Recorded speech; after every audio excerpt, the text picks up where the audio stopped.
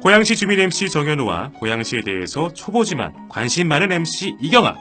고양시 명소와 정보를 낱낱이 소개해드립니다.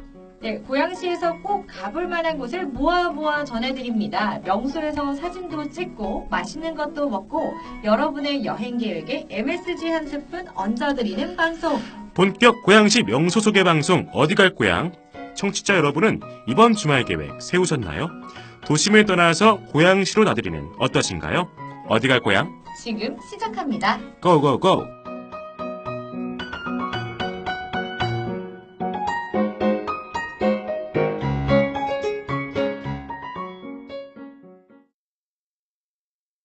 네, 안녕하세요. 반갑습니다. MC 이경아입니다.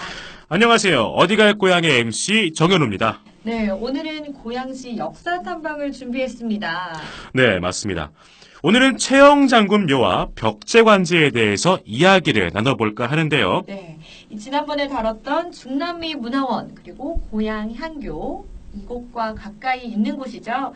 네, 눈으로 보고 지나쳤을 곳들을 한 번쯤 되짚어보면서 그 의미와 역사를 알아보고자 오늘 주제 명소로 정했습니다. 네, 그러니까 배경을 알고 가서 본다면 더욱 흥미롭고 또 자세한 부분들이 눈에 들어오겠죠. 먼저 최영 장군묘 한번 얘기해 볼까요? 네, 좋습니다. 네, 최영 장군묘를 살펴보려면요. 이 최영 장군이 누구인가? 먼저 알아야겠죠. 네. 네, 아마 누구지 하시면서도 이 말을 들으면 아 하실 겁니다. 네, 정말 유명한 말이죠. 황금보기를 돌같이 하라 라고 남긴 아버지의 유언을 평생 좌우명으로 삼고 살아오신 네. 장군 최영입니다. 네. 네, 맞습니다. 누구나 한 번쯤 들어봤을 이 말이죠. 황금보기를 돌같이 하라. 아버지의 이런 유언대로 최영 장군은 청렴하게 국가와 백성을 위해서 충성하며 일생을 보냈다고 합니다. 네, 맞습니다. 이 최영 장군은요, 안팎으로 혼란스럽던 고려 말 외적을 물리치고 고려 왕실을 지켜낸 최고의 명장으로 손꼽히죠. 네. 네, 이성계와 함께 북으로는 홍건적을, 남으로는 왜구를 막아내면서 고려를 외침으로부터 지켜낸 대표적 장군입니다. 네, 맞습니다. 근데 홍건적이 뭐예요?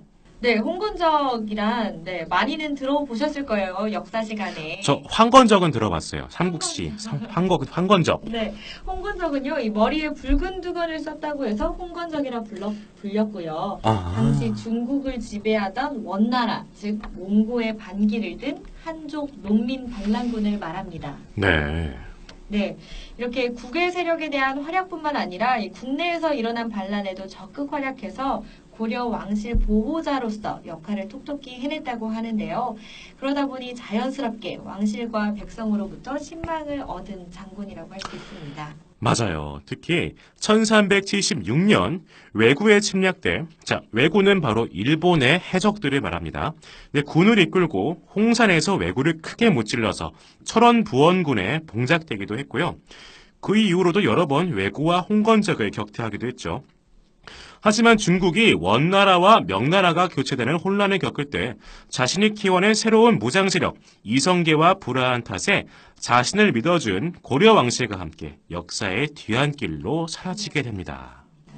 네, 바로 고려 왕실과 최영의 운명을 달리하게 했던 사건이 위화도 회군이죠. 이 사건 배경을 되짚어보면요. 원나라의 힘이 약해지는 틈을 타서 고려는 원나라의 간섭에서 벗어나 북쪽 영토도 되찾게 됩니다. 네, 그러나 원을 몰아낸 명나라가 고려에 많은 공물을 요구하게 돼서 갈등을 빚게 되죠. 그러면서 원이 지배했던 고려 북쪽 지역을 자신들이 다스리겠다고 요구를 해옵니다.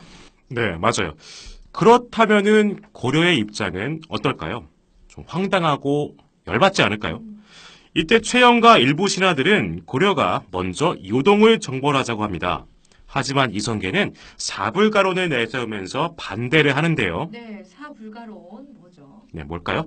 네, 첫 번째, 소로서 대를 거역할 수 없다. 여기서 소는 우리 고려, 대는 명이겠죠. 두 번째, 농사철에 군대를 동원할 수 없다. 그렇죠. 우리가 식량 생산해야 되니까. 생사가 달렸으니까. 맞아요. 3번, 모든 군사가 북쪽으로 몰려간 틈에 왜구가 쳐들어올 소지가 있다. 남쪽에서. 네. 참 옛날부터 일본, 제페니스는 참 우리나라 뒤통수를 자주 쳤던 것 같아요. 그쵸. 한두 네. 번이 아니라 뭐 시도 때도 없이 그냥 늘 조선을 정벌할 준비를 하고 있었다고. 네. 물론 모든 제페니스가 그렇다는 건 아니니까 오해하지 과거에 그랬다는 거. 마시기 바랍니다. 예. 네 번째, 여름이라서 비가 자주 내리므로 활에 악교가 녹아 쓰기 어렵고 군사들은 지쳐있다. 네. 뭐 하긴 그래요. 뭐 장마철에 우리 되게 늘어지잖아요. 밖에 나가기 싫고. 그렇죠.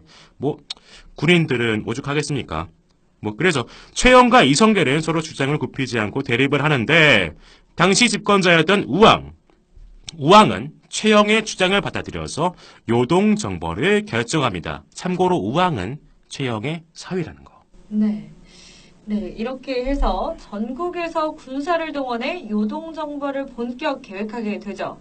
네, 최영은 요동정벌의 최고 책임자, 활도 도통사로서 개경에 남아 지휘를 하게 되고요. 네, 최고사령관. 네, 이성계는 우군도통사, 조민수는 좌군도통사로 앞장서서 원정군을 출동시키게 됩니다. 네, 이때 이성계가 고려 조정의 명을 거부하고 또 말머리를 돌려 회군시킨 것, 최영 세력을 제거하고 권력을 잡게 된 게 바로 위화도 회군입니다. 그렇죠. 네. 네, 회군한 이후에 정도전 드라마 제목이었죠. 정도전. 네. 정도전, 조준, 정몽주 등 신진사대부 세력과 손을 잡은 이성계는 개혁 정책을 펼치고 조선을 세운 조선의 첫 임금이 되죠. 네. 그리고 최영은 어떻게 됐을까? 최영은 이성계 일파에 맞서 싸우다가 붙잡혀 옥살이를 하게 됩니다. 아이고. 네, 가만둘 리가 없죠, 이성계가. 음. 회군까지 해서 이제 정권을 잡았는데. 네. 네, 그러다 최영은 유배를 당하고 결국 죽임을 당하게 됩니다. 그때 그의 나이가 73입니다. 아, 노장이었어요. 네, 자신에게 탐욕이 있었다면 무덤에 풀이 자랄 것이고 결백하다면 무덤에 풀이 자라지 않을 것이다. 라는 유언을 남긴 채 최후를 맞게 됩니다. 네. 바로 그 무덤이 오늘 소개해드린 최영 장군 묘입니다. 실제로 그의 무덤에 오랜 시간 풀이 자라지 않아서 사람들로부터 최영에 대한 민간의 무속신앙이 생기기도 했는데 1976년부터 풀이 돋기 시작해 현재는 풀이 무성하다고 합니다. 네, 정말 무속신앙이었을 것 같아요. 왜냐하면 그 유언에 따라서 정말 결백함이 무덤에 풀이 자라지 않는 것으로 나타나는 거잖아요. 네, 맞아요. 신기한 것 같아요. 네. 실제로 그랬을까? 막 약간 의심이 들기도 하고. 네. 이 보통 신뢰로는 무속신앙이라는 말이 잘 붙지 않는데 정말 청렴하고 부패하지 않은 충직한 장군의 모습을 보여줬으니까 이런 일이 일어났지 않았을까 하는 생각이 들어요. 네, 역사적 배경을 알고 나니까 더욱 궁금해지는 곳인데요. 최영 장군묘는 고향 역사누리길 코스에도 포함되어 있어서 산책하시면서 들러도 좋으실 것 같습니다. 네, 진짜 이 충직함의 상징이 무속신앙으로 이어졌는데 또 우리가 신이 된 장군이 한 명 더 있죠. 삼국지에 나오는 관우. 관우를 워낙에 신봉을 하다 보니까 조선에서도 동묘, 사당에 남묘가 생길 만큼 그렇게 숭배를 했는데 최영 장군도 마찬가지가 아닐까 싶어요. 나라에 대한 충성과 의리가 워낙에 민간 신앙에서도 떠받들어져서 숭배를 하게 된 계기가 아닐까 싶은데 최영 장군은 사실은 권문세족이었어요. 네. 원나라 때 세력을 키운 권문세족. 권문세족에 대해 들어보신 적이 있을 거예요.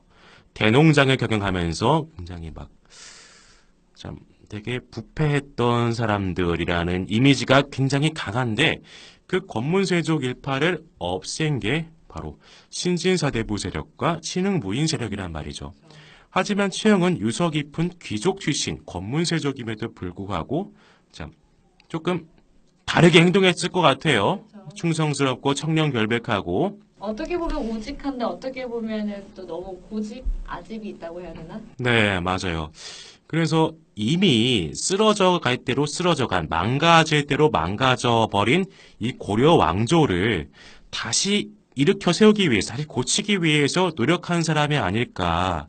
어떤 의미에서 좀 고지식하고 답답할지언정 어떻게 보면 또 영웅이기도 하고. 매력 있어요. 매력 있는 남자 같아요.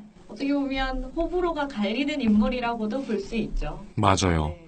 뭐 이성계 같은 경우는 사실은 귀족 출신은 아니었어요. 굉장히 살인 병기로 불릴 만큼 굉장히 싸움을 잘하는 장수였다 그래요. 지금으로 치면 저기 함경도 지방에 살았던, 당시에는 함경도가 고려의 영토가 아니었습니다.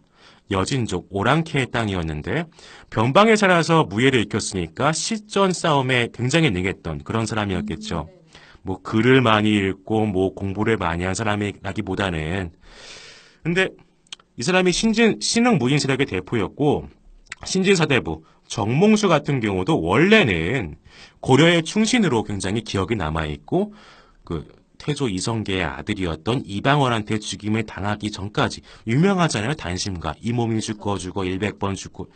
근데 늘 나오죠. 예, 예. 그런데 사실은 이성계의 친구였다 그래요. 이성계를 이렇게 밀어주던 사대부 세력의 대표였다고 하니까 뭐 한번 생각해 볼 필요는 있을 것 같습니다. 네. 네. 뭐 결과적으로 조금 정치적인 밥그릇 싸움이 아니었을까 저는 조금 생각도 해요. 네. 네. 그럼 이어서 네. 아무튼 이렇게 막 역사 얘기도 하면서 서로 막 얘기도 하고 토론도 하니까 굉장히 재미가 좀 있네요. 역사 누리길 걸으면서 또 최영장군묘를 지나면서 아마 다른 분들도 이런 얘기를 하시지 않을까요? 네. 저는 굉장히 높게 평가를 하는 사람이에요. 기득권 세력임에도 불구하고 기득권을 내려놓고 그래도 그래서 부패하지 않았다는 게 가장 큰 뭐라고 해야 될까? 칭찬할 점? 네. 좋은 점? 네. 쓰러져가는 자기가 속해 있는 집단을 다시 일으키기 위해서 끝까지 노력한 사람이니까. 그렇죠. 근데 사실 그렇게 노력하면서도 부패하지 않기가 쉽지 않은데 특히나 당시에는 민중들은 또 우매한 민중이라고 표현할 정도로 네. 민중의 목소리를 내지 못하는 환경이었는데도 불구하고 그렇죠. 맞습니다. 저는 개인적으로 이런 인물이 사실 이성계는 우직한 장수임에는 분명하지만 뭐 주변 사람들의 추대를 받아서 왕이 된 케이스인데 좀 기회주의자 같다는 느낌도 들어요. 뭐 그래서 자기 보면 기회를 잘 만난 거고. 네. 고려에 충직한 장수였는데 정말 그 전과를 한번 되새겨 보면은 저는 우리나라의 진짜 5대 명장 중에 한 사람이라고 들 정도로 굉장히 뛰어난 전략가이기도 하거든요. 근데 위화도 회군 모르겠습니다. 덕분에 조선이라는 새로운 왕조가 태어나긴 했지만은 고려의 장수로 남았으면 정말 네, 길이 기억되지 않았을까. 하지만 최영이 정말 멋있는 거는 정말 저는 그래요. 뭐 너무 오래 끄니까 마무리하겠습니다. 요즘에도 이런 정치인이 있으면은 정말 좋을 것 같습니다. 네, 찾기 힘들죠. 네. 드물죠. 사실 저는 아직 발견하지 못했습니다. 네. 발견하게 되시길 바랍니다. 조만간 발견되지 않을까 그런 생각이. 그래, 알겠습니다. 이렇게 뭐 필리핀 참전비, 최영 장군묘, 중남미 문화원, 고향 향교를 거쳐서 선유랑 체험마을 안장고개까지 돌아보시면 되고요. 또 묘지라고 하면 대자산 숲길이 정말 유명하기도 하고 쾌적합니다. 꼭 한번 거닐어 보시기를 추천합니다. 네, 역사 누리길 추천합니다. 네. 네, 역사 탐방도 하고 건강도 챙기고 일석이조가 아닐까 싶은데 이렇게 해서 최영 장군 이야기와 최영 장군묘를 살펴봤습니다. 역사는 과거부터 현재까지 이어지는 거다 보니까 얘기를 하다 보면 시간이 지금처럼 이렇게 뚝딱 지나가는 것 같아요. 네, 이제 벽제건지에 대해 살펴볼까 합니다. 네, 좋습니다. 오늘은 정말 히스토리 채널인 것 같아요. 저희끼리 얘기하다 보니까 뭐 살짝 지루해졌을 것 같기도 한데 스팟 듣고 잠시 쉬었다가 이어가겠습니다.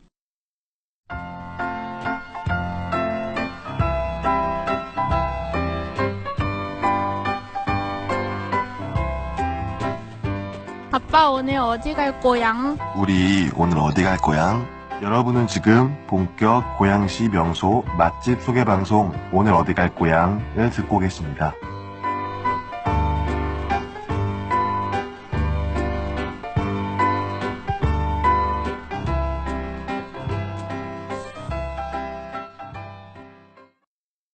네, 스팟 듣고 왔습니다. 끝까지 의리 지켜주시는 모든 청취자분들께 감사드립니다. 역시 의리가 있어야 돼요. 그럼요. 네, 벽제관지 방금 전까지 살펴본 최영장군묘에서 걸어서 3-40분 정도 거리에 떨어져 있습니다. 네.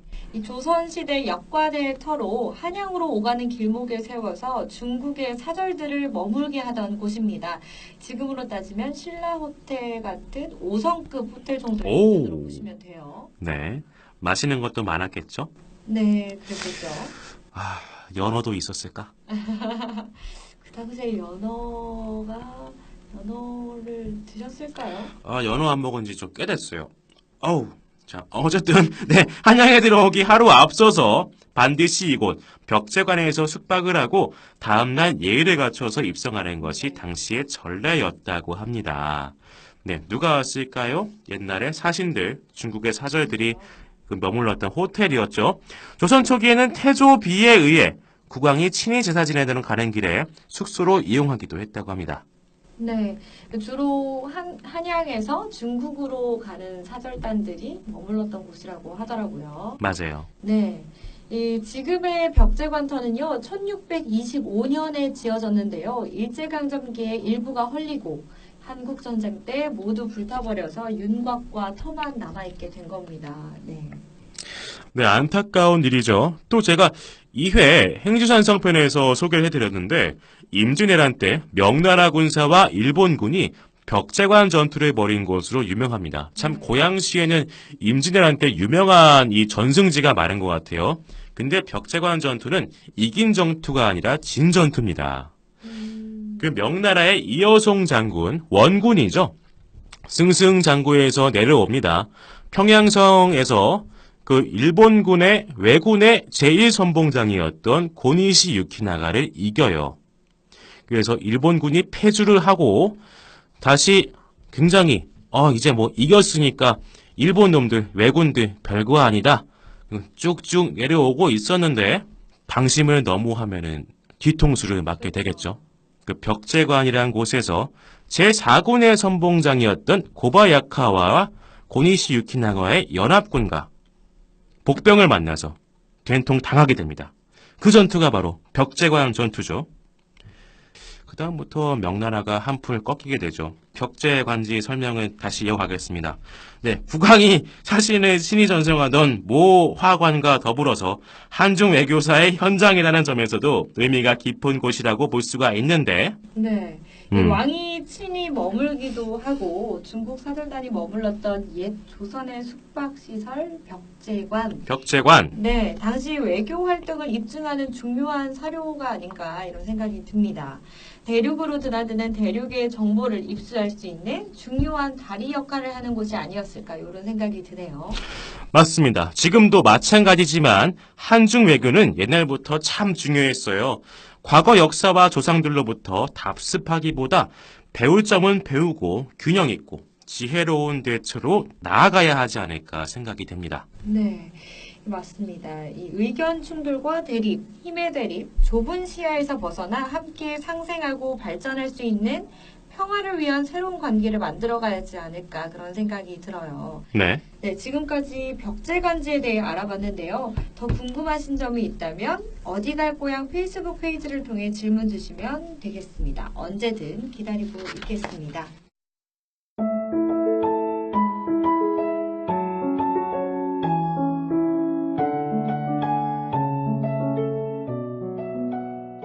어디 갈 고향은 매월 둘째 넷째 수요일 7시에 방송됩니다. 팟캐스트와 페이스북 페이지 어디 갈 고향을 통해서 청취하실 수 있습니다. 참여 방법을 제가 알려드릴게요. 페이스북 페이지 어디 갈 고향을 팔로우하시고 댓글이나 메시지로 글 남겨주시면 되고요.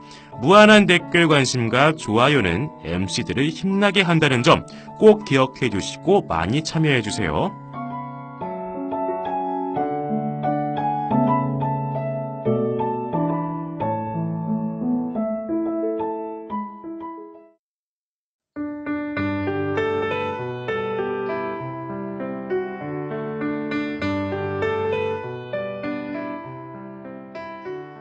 어디 갈 고향 7회 최영장군묘 벽제관지 이야기. 오늘 준비한 소식은 아쉽게도 끝이 났습니다. 다음 시간에 더 알찬 정보와 소식으로 돌아오겠습니다. 네, 오늘 하루도 이번 한 주간도 열심히 달려왔을 당신을 응원합니다.